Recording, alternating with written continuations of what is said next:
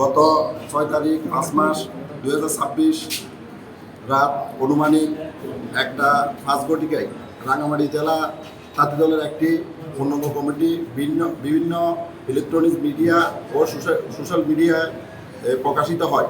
তার পরিপ্রেক্ষিতে আমি কেন্দ্রীয় কমিটির সম্মানিত সদস্য সচিব হাজী মজিবুর রহমানের সাথে মুঠোফোনে জানতে চাইলে তিনি আমাকে অন্যান্য নেতৃবৃন্দকে অবহিত করেন যে এই কমিটির ব্যাপারে তিনি কিছুই অবগত নন এবং তার সাথে কোনো প্রকার যোগাযোগ। তার মধ্যে 5 তারিখের পর বর্তমান যে কমিটি, কেন্দ্রীয় কমিটি, আহ্বায়ক কমিটি, তাদের মেয়াদ উত্তীর্ণ কমিটি, তারাও বিভিন্ন সময় আমাকে অমুক একজন প্রার্থী আছে, তুমি একটু মানে টাকাওয়ালা বেশি খুঁজে তারা, আমরা চাচ্ছি না অধিক চাইতে। তা আমরা চাইছিলাম যে দুঃসময়ে যারা ছিল, মাঠের কর্মী যারা ছিল, তাদেরকে মূল্যায়ন করার জন্য। যাই হোক, ওনাদের বোধগম্য যেভাবে হয়েছে, ওনাদের যেভাবে চিন্তাধারা ছিল, ওনারা একটা আহ্বায়ক কমিটি করেছেন।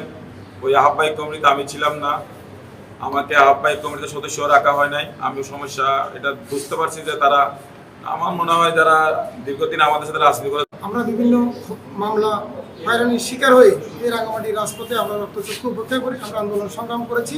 নেতৃত্বের প্রতিযোগিতা থাকবে কাদের সাথে? যারা দীর্ঘ আন্দোলন সংগ্রামে যাদের শ্রম ছিল তাদের মধ্যে নেতৃত্বের প্রতিযোগিতা থাকবে। তবে অত্যন্ত দুঃখজনক বিষয় হচ্ছে এটাই যে যারা নেতৃত্বের প্রতিযোগিতা এখন আসতেছে তারা ফেসিবাদ বিরোধী আন্দোলনে সম্পৃক্ত ছিল না, এটা আমরা দৃঢ়তার সঙ্গে বলতে পারি।